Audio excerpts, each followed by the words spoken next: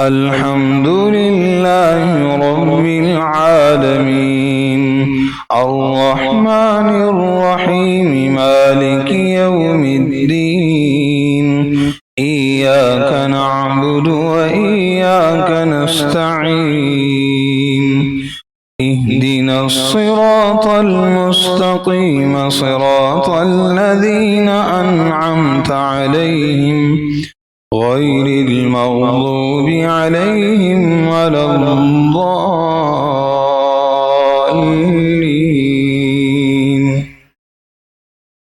وإلى عاد أخاهم هودا قال يا قوم اعبدوا الله ما لكم من إله غيره إن أنتم إلا مفترون. يا قوم لا أسألكم عليه أجرا إن أجري إلا على الذي فطرني أفلا تعقلون. ويا قوم استغفروا ربكم ثم توبوا إليه يرسل السماء عليكم مدرارا ويزدكم قوة إلى قوتكم ولا تتولوا مجرمين. قالوا يا هود ما جئتنا ببينة وما نحن بتاركي آلهتنا عن قولك وما نحن لك بمؤمنين. إن نقول إلا اعتراك بعض آلهتنا بسوء قال إني أشهد الله واشهدوا أني بريء مما تشركون من دونه فكيدوني جميعا ثم لا تنذرون. إني توكلت على الله ربي وربكم ما من دابة إلا هو آخذ بناصيتها إن ربي على صراط مستقيم. فإن تولوا فقد أبلغتكم ما أرسلت به إليكم ويستخلف ربي قوما غيركم ولا تضرونه شيئا إن ربي على كل شيء حفيظ. ولما جاء أمرنا نجينا هودا والذين آمنوا معه برحمة منا ونجيناهم من عذاب غليظ. وتلك عاد جحدوا بآيات ربهم وعصوا رسله واتبعوا أمر كل جبار عنيد. وأتبعوا في هذه الدنيا لعنة ويوم القيامة ألا إن عادا كفروا ربهم ألا بعدا لعاد قوم هود. وإلى ثمود أخاهم صالحا قال يا قوم اعبدوا الله ما لكم من إله غيره هو أنشأكم من الأرض واستعمركم فيها فاستغفروه ثم توبوا إليه إن ربي قريب مجيب. قالوا يا صالح قد كنت فينا مرجوا قبل هذا أتنهانا أن نعبد ما يعبد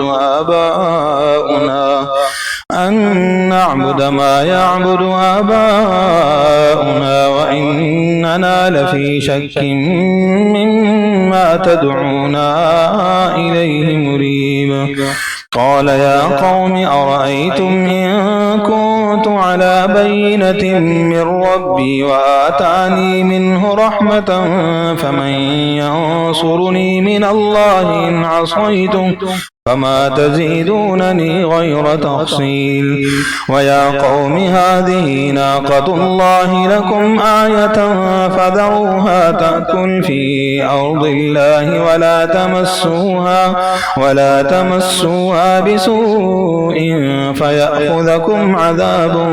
قريب. فعقروها فقال تمتعوا في داركم 3 أيام ذلك وعد غير مكذوب. القلوب. فلما جاء أمرنا نجينا صالحا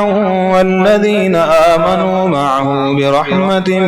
منا ومن خزي يومئذ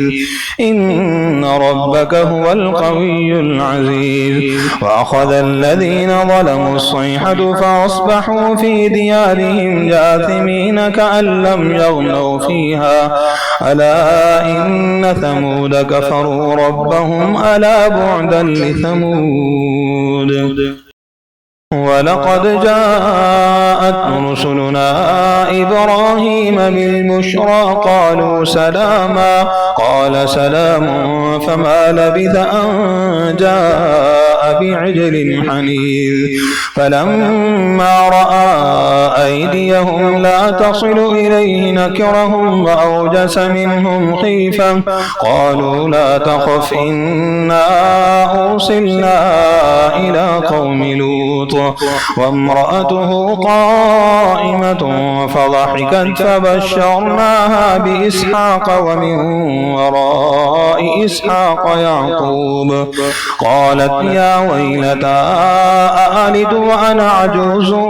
وهذا بعلي شيخا إن هذا لشيء عجيب. قالوا أتعجبين من أمر الله رحمة الله وبركاته عليكم أهل البيت إنه حميد مجيد. فلما ذهب عن إبراهيم الروع وجاءته البشرى يجادلنا في قوم لوط إن إبراهيم لحليم أواه منيب. يا إبراهيم أعرض عن هذا إنه قد جاء أمر ربك وإنهم آتيهم عذاب غير مردود. ولما جاءت رسلنا لوطا سيء بهم وضاق بهم ذرعا وقال هذا يوم عصيب. وجاءه قومه يهرعون إليه ومن قبل كانوا يعملون السيئات. قال يا قوم هؤلاء بناتي هن أطهر لكم فاتقوا الله ولا تخزون في ضيفي أليس منكم رجل رشيد. قالوا لقد علمت ما لنا في بناتك من حق وإنك لتعلم ما نريد. قال لو أن لي بكم قوة أو آوي إلى ركن شديد. قالوا يا لوط إنا رسل ربك لن يصلوا إليك فأسر بأهلك بقطع من الليل ولا يلتفت منكم أحد إلا امرأتك إنه مصيبها ما أصابهم إن موعدهم الصبح أليس الصبح بقريب. فلما جاء أمرنا جعلنا عاليها سافلها وأمطرنا عليها حجارة من سجيل منضود مسومة عند ربك وما هي من الظالمين ببعيد. وإلى مدين أخاهم شعيبا قال يا قوم اعبدوا الله ما لكم من إله غيره ولا تنقصوا المكيال والميزان إني أراكم بخير وإني أخاف عليكم عذاب يوم محيط. ويا قوم أوفوا المكيال والميزان بالقسط ولا تبخسوا الناس أشياءهم ولا تعثوا في الأرض مفسدين. بقية الله خير لكم إن كنتم مؤمنين وما أنا عليكم بحفيظ. قالوا يا شعيب أصلاتك تأمرك أن نترك ما يعبد آباؤنا أو أن نفعل في أموالنا ما نشاء إنك لأنت الحليم الرشيد. قال يا قوم أرأيتم إن كنت على بينة من ربي ورزقني منه رزقا حسنا وما أريد أن أخالفكم إلى ما أنهاكم عنه إن أريد إلا الإصلاح ما استطعت وما توفيقي إلا بالله عليه توكلت وإليه أنيب ويا قوم لا يجرمنكم شقاقي أن يصيبكم مثل ما أصاب قوم نوح أو قوم هود أو قوم صالح وما قوم لوط منكم ببعيد واستغفروا ربكم ثم توبوا إليه إن ربي رحيم ودود قالوا يا شعيب ما نفقه كثيرا مما تقول وإنا لنراك فينا ضعيفا ولولا رهتك لرجمناك وما أنت علينا بعزيز قال يا قوم أرهطي أعز عليكم من الله واتخذتموه وراءكم ظهريا إن ربي بما تعملون محيط ويا قوم اعملوا على مكانتكم إني عامل سوف تعلمون من يأتيه عذاب يخزيه ومن هو كاذب وارتقبوا إني معكم رقيب ولما جاء أمرنا نجينا شعيبا والذين آمنوا معه برحمة منا وأخذت الذين ظلموا الصيحة فأصبحوا في ديارهم جاثمين كأن لم يغنوا فيها ألا بعدا لمدين كما بعدت ثمود ولقد أرسلنا موسى بآياتنا وسلطان مبين إلى فرعون وملئه فاتبعوا أمر فرعون وما أمر فرعون برشيد يقدم قومه يوم القيامة فأوردهم النار وبئس الورد المورود وأتبعوا في هذه لعنة ويوم القيامة بئس الرفد المرفود ذلك من أنباء القرى نقصه عليك منها قائم وحصيد وما ظلمناهم ولكن ظلموا أنفسهم فما أغنت عنهم آلهتهم التي يدعون من دون الله من شيء لما جاء أمر ربك وما زادوهم غير تتبيب وكذلك أخذ ربك إذا أخذ القرى وهي ظالمة إن أخذه أليم شديد إن في ذلك لآية لمن خاف عذاب الآخرة ذلك يوم مجموع له الناس وذلك يوم مشهود وما نؤخره إلا لأجل معدود يوم يأتي لا تكلم نفس إلا بإذنه فمنهم شقي وسعيد فأما الذين شقوا ففي النار لهم فيها زفير وشهيق خالدين فيها ما دامت السماوات والأرض إلا ما شاء ربك إن ربك فعال لما يريد وأما الذين سعدوا ففي الجنة خالدين فيها ما دامت السماوات والأرض إلا ما شاء ربك عطاء غير مجذوذ فلا تك في مرية مما يعبد هؤلاء ما يعبدون إلا كما يعبد آباؤهم من قبل وإنا لموفوهم نصيبهم غير منقوص ولقد آتينا موسى الكتاب فاختلف فيه ولولا كلمة سبقت من ربك لقضي بينهم وإنهم لفي شك منه مريب وإن كلا لما ليوفينهم ربك أعمالهم إنه بما يعملون خبير فاستقم كما أمرت ومن تاب معك ولا تطغوا إنه بما تعملون بصير ولا تركنوا إلى الذين ظلموا فتمسكم النار وما لكم من دون الله من أولياء ثم لا تنصرون وأقم الصلاة طرفي النهار وزلفا من الليل إن الحسنات يذهبن السيئات ذلك ذكرى للذاكرين واصبر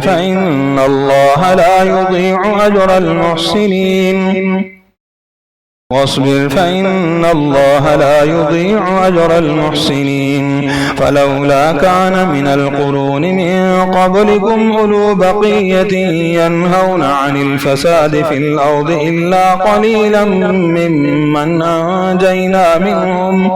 واتبع الذين ظلموا ما أترفوا فيه وكانوا مجرمين وما كان ربك ليهلك القرى بظلم وأهلها مصلحون ولو شاء ربك لجعل الناس أمة واحدة ولا يزالون مختلفين إلا من رحم ربك ولذلك خلقهم وتمت كلمة ربك لأملأن جهنم من الجنة والناس أجمعين وكلا نقص عليك من أنباء الرسل ما نثبت به فؤادك وجاءك في هذه الحق وموعظة وذكرى للمؤمنين وقل للذين لا يؤمنون اعملوا على مكانتكم إنا عاملون وانتظروا إنا منتظرون ولله غيب السماوات والأرض وإليه يرجع الأمر كله فاعبده وتوكل عليه وما ربك بغافل عما تعملون ألف لام را تلك آيات الكتاب المبين إنا أنزلناه قرآنا عربيا لعلكم تعقلون نحن نقص عليك أحسن القصص بما أوحينا إليك هذا القرآن وإن كنت من قبله لمن الغافلين إذ قال يوسف لأبيه يا أبت إني رأيت 11 كوكبا والشمس والقمر رأيتهم لي ساجدين قال يا بني لا تقصص رؤياك على إخوتك فيكيدوا لك كيدا إن الشيطان للإنسان عدو مبين وكذلك يجتبيك ربك ويعلمك من تأويل الأحاديث ويتم نعمته عليك وعلى آل يعقوب كما أتمها على أبويك من قبل إبراهيم وإسحاق إن ربك عليم حكيم لقد كان في يوسف وإخوته آيات للسائلين إذ قالوا ليوسف وأخوه أحب إلى أبينا منا ونحن عصبة إن أبانا لفي ضلال مبين اقتلوا يوسف أو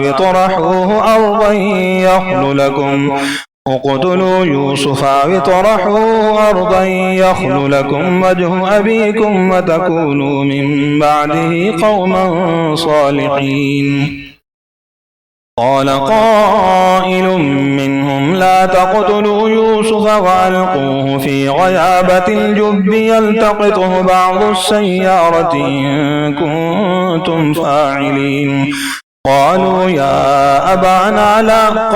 يا أبانا ما لك لا تأمنا على يوسف وإنا له لناصحون أرسله معنا غدا يرتع ويلعب وإنا له لحافظون قال إني ليحزنني أن تذهبوا به وأخاف أن يأكله الذئب وأنتم عنه غافلون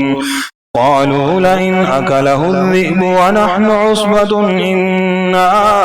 إذا لخاسرون فلما ذهبوا به وأجمعوا أن يجعلوه في غيابة الجب وأوحينا إليه لتنبئنهم بأمرهم هذا وهم لا يشعرون وجاءوا أباهم عشاء يبكون قالوا يا أبانا إنا ذهبنا نستبق وتركنا يوسف عند متاعنا فأكله الذئب وما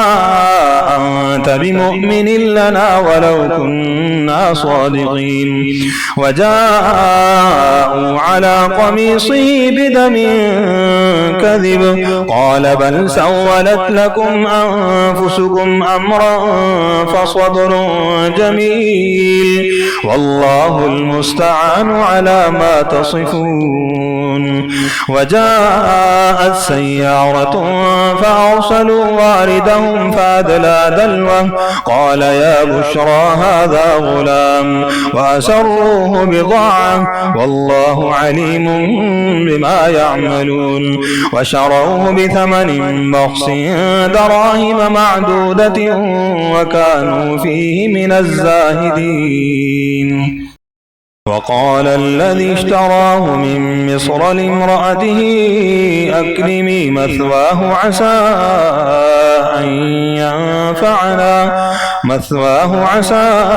أن ينفعنا أو نتخذه ولدا وكذلك مكنا ليوسف في الأرض ولنعلمه من تأويل الأحاديث والله غالب على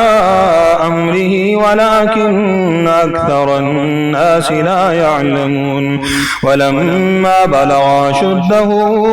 آتيناه حكما وعلما وكذلك نجزي المحسنين وراودته التي هو في بيتها عن نفسه وغلقت الأبواب وقالت هيت لك قال معاذ الله إنه ربي أحسن مثواي إنه لا يفلح الظالمون ولقد همت به وهم بها لولا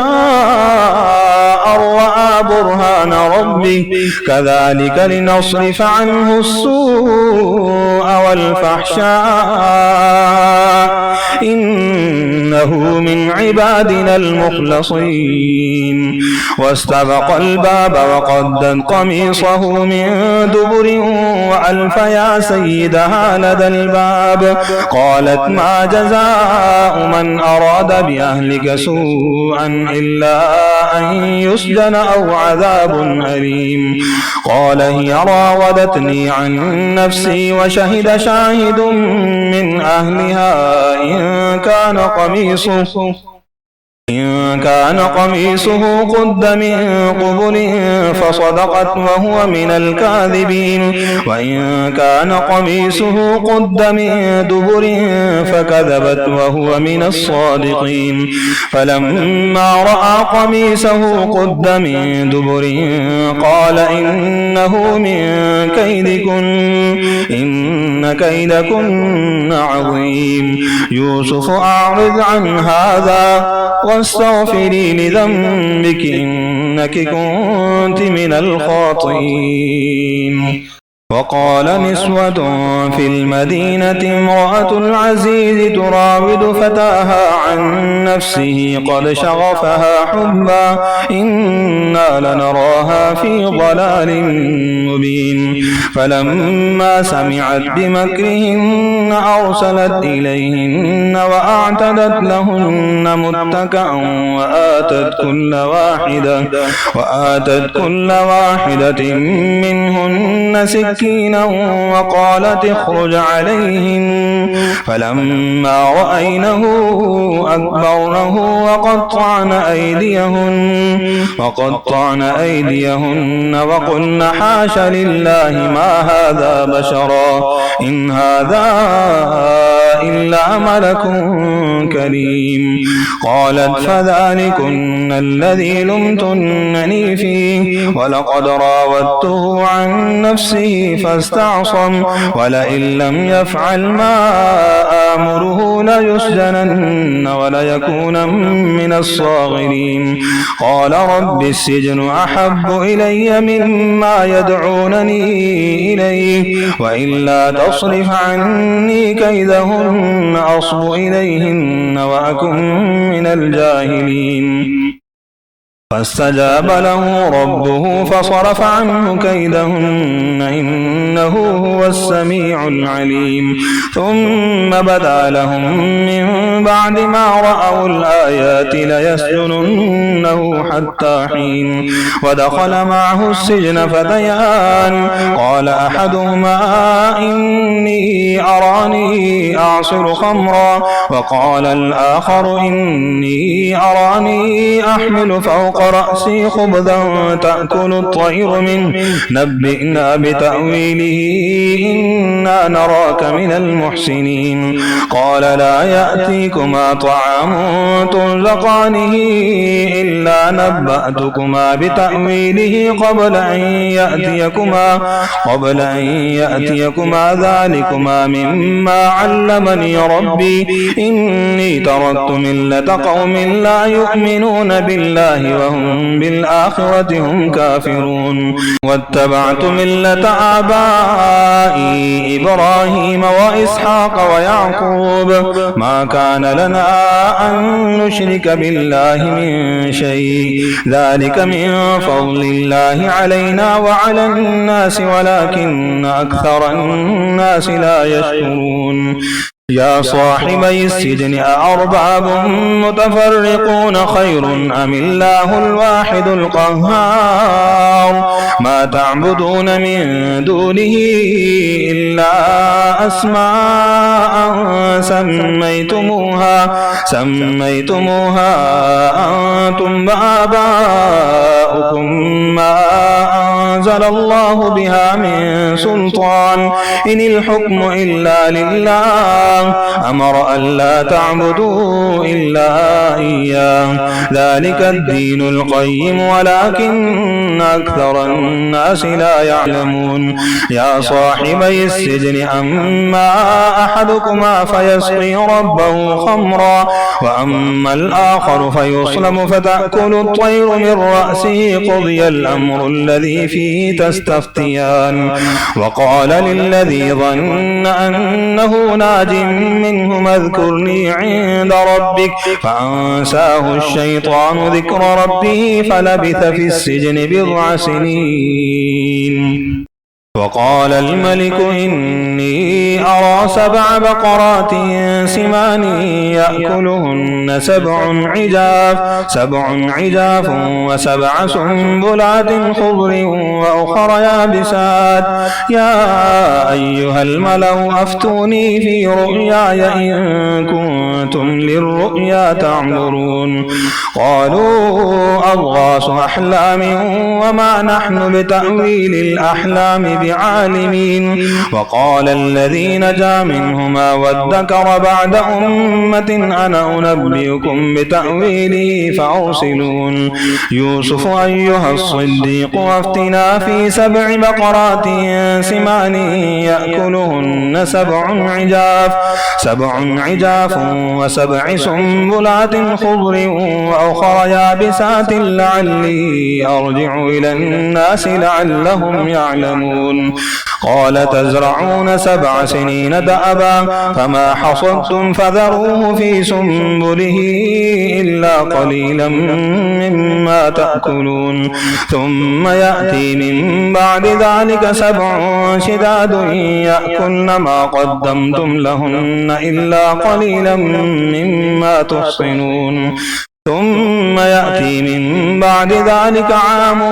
فيه يغاث الناس وفيه يعصرون وقال الملك ائتوني به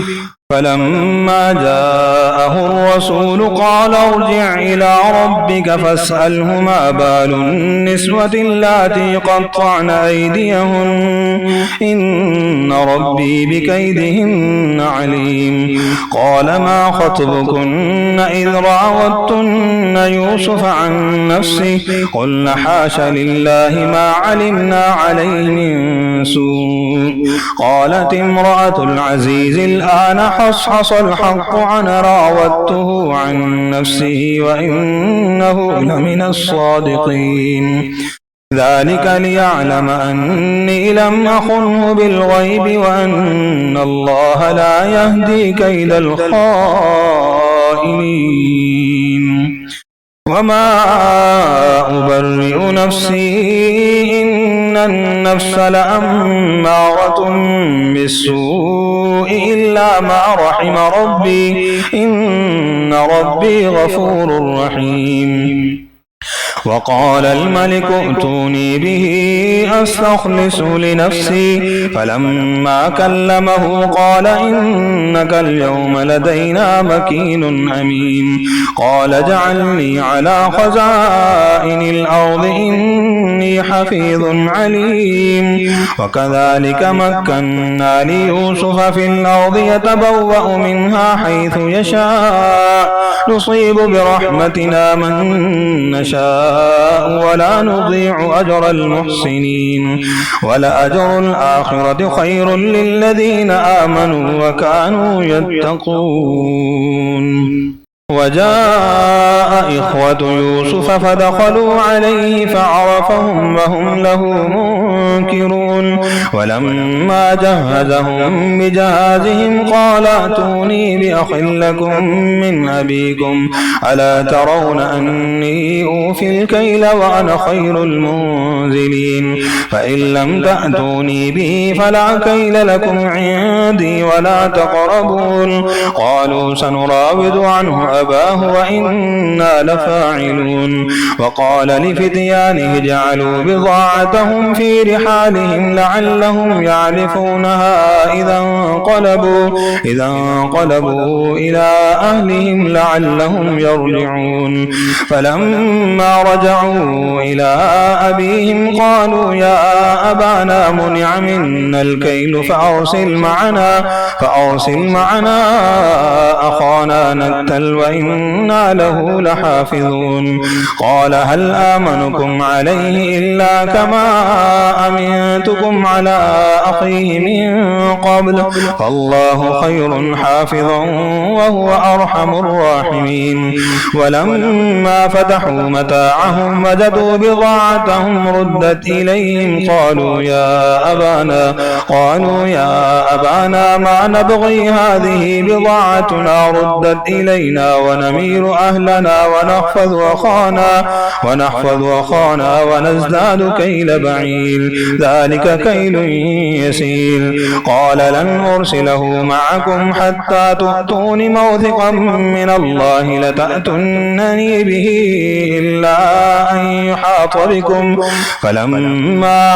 آتوه موثقهم قال الله على ما نقول وكيل وقال يا بني لا تدخلوا من باب واحد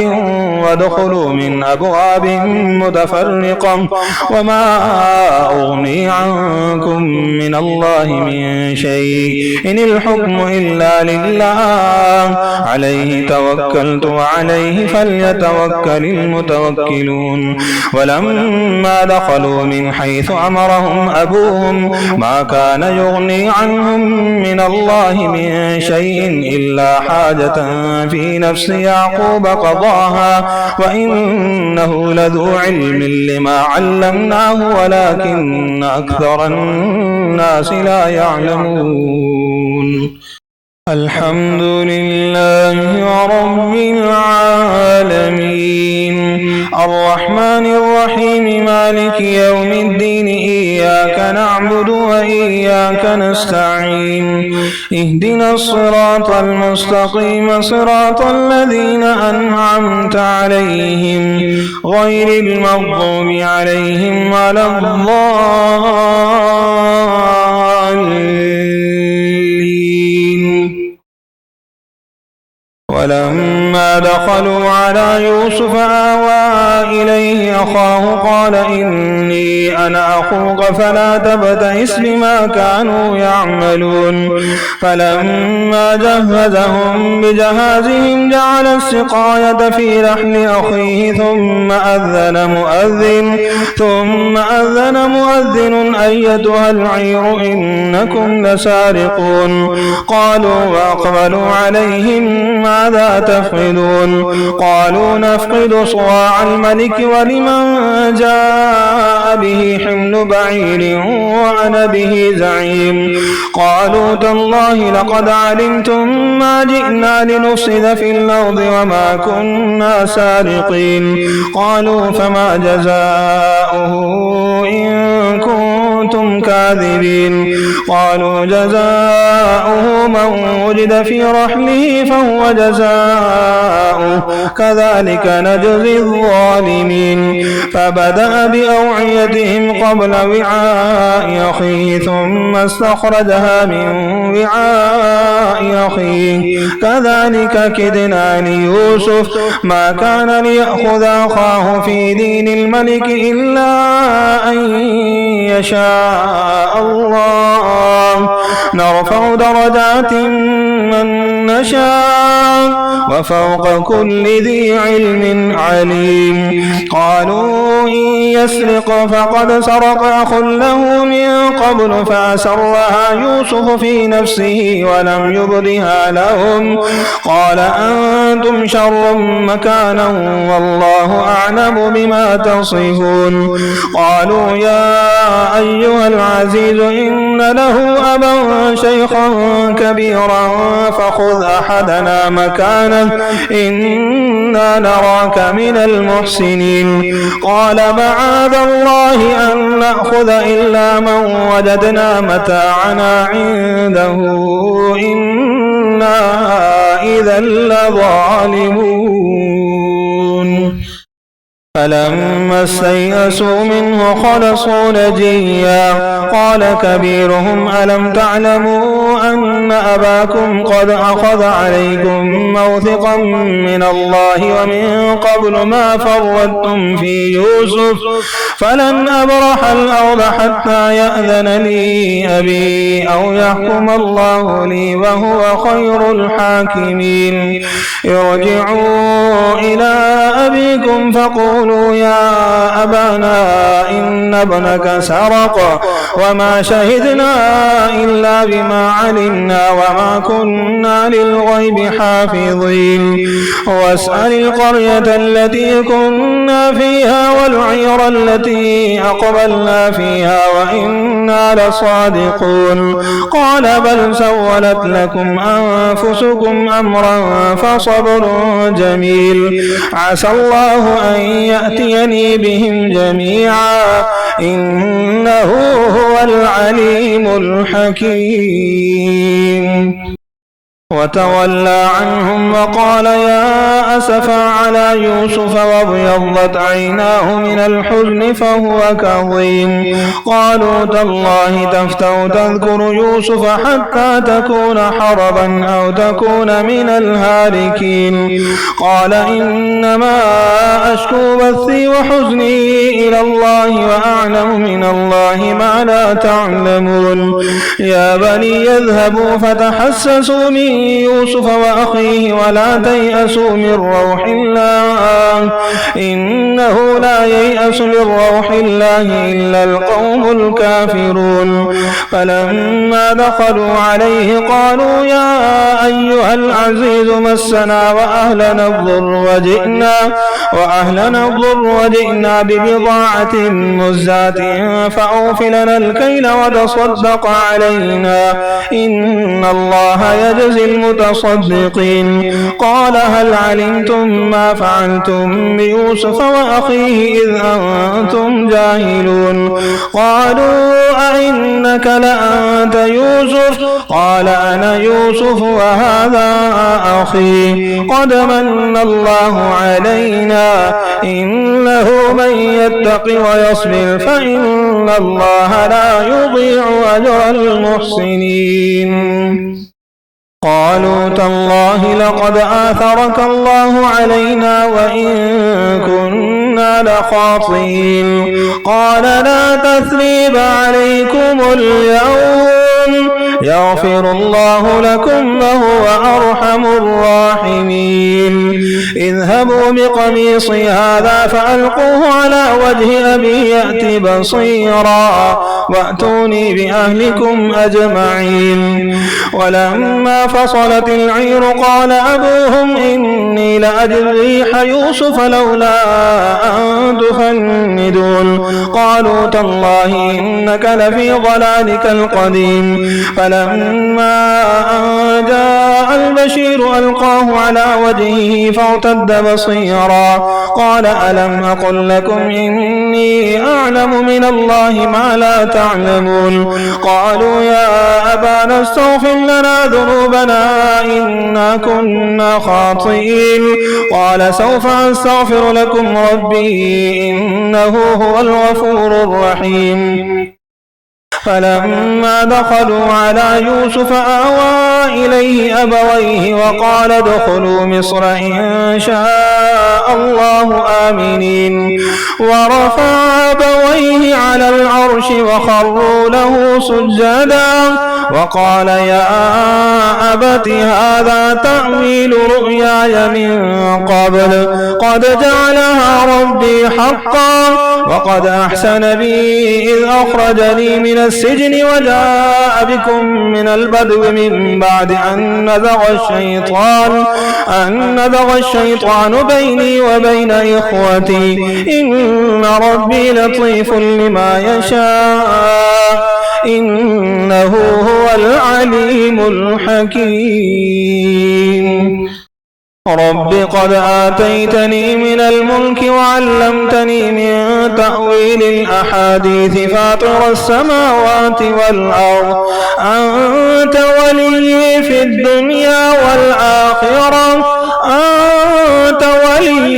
الدنيا والآخرة توفني مسلما وألحقني بالصالحين ذلك من أنباء الغيب نوحيه إليك وما كنت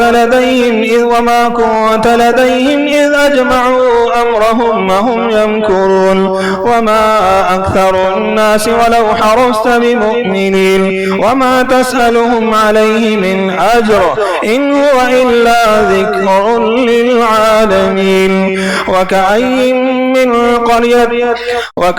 من آية في السماوات والأرض يمرون عليها وهم عنها معرضون وما يؤمن أكثرهم بالله إلا وهم مشركون أفأمنوا أن تأتيهم غاشية من عذاب الله أو تأتيهم الساعة بغتة وهم لا يشعرون قل هذه سبيلي أدعو إلى الله على بصيرة أنا ومن اتبعني وسبحان الله وما أنا من المشركين قل هذه سبيلي أدعو إلى الله على بصيرة أنا ومن اتبعني وسبحان الله وما أنا من المشركين. على بصيرة أنا ومن اتبعني وسبحان الله وما أنا من المشركين. وما أرسلنا من قبلك إلا رجالا نوحي إليهم من أهل القرى أفلم يسيروا في الأرض فينظروا كيف كان عاقبة الذين من قبلهم ولدار الآخرة خير للذين اتقوا فلا تعقلون. حتى إذا استيأس الرسل وظنوا أنهم قد كذبوا جاءهم نصرنا فنجي من نشاء ولا يرد بأسنا عن القوم المجرمين. لقد كان في قصصهم عبرة لأولي الألباب ما كان حديثا يفترى ولكن تصديق الذي بين يديه وتفصيل كل شيء وهدى ورحمة لقوم يؤمنون. ألف لام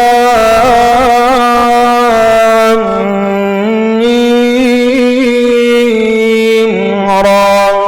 تلك آيات الكتاب والذي أنزل إليك من ربك الحق ولكن أكثر الناس لا يؤمنون. الله الذي رفع السماوات بغير عمد ترونها ثم استوى على العرش وسخر الشمس والقمر كل يجري لأجل مسمى يدبر الأمر يفصل الآيات لعلكم بلقاء ربكم توقنون. وهو الذي مد الأرض وجعل فيها رواسي وأنهارا ومن كل الثمرات جعل فيها زوجين اثنين يغشي الليل النهار إن في ذلك لآيات لقوم يتفكرون. وفي الأرض قطع متجاورات وجنات من أعناب وزرع ونخيل صنوان وغير صنوان يسقى بماء واحد ونفضل بعضها على بعض في الأكل إن في ذلك لآيات لقوم يعقلون. وإن تعجب فعجب قولهم أئذا كنا ترابا أئنا لفي خلق جديد أولئك الذين كفروا بربهم وأولئك الأغلال في أعناقهم وأولئك أصحاب النار هم فيها خالدون. ويستعجلونك بالسيئة قبل الحسنة وقد خلت من قبلهم المثلات وإن ربك لذو مغفرة للناس على ظلمهم وإن ربك لشديد العقاب. ويقول الذين كفروا لولا أنزل عليه آية من ربه إنما أنت منذر ولكل قوم هاد. الله يعلم ما تحمل كل أنثى وما تغيض الأرحام وما تزداد وكل شيء عنده بمقدار. عالم الغيب والشهادة الكبير المتعال سواء منكم من أسر القول ومن جهر به ومن هو مستخف بالليل وسارب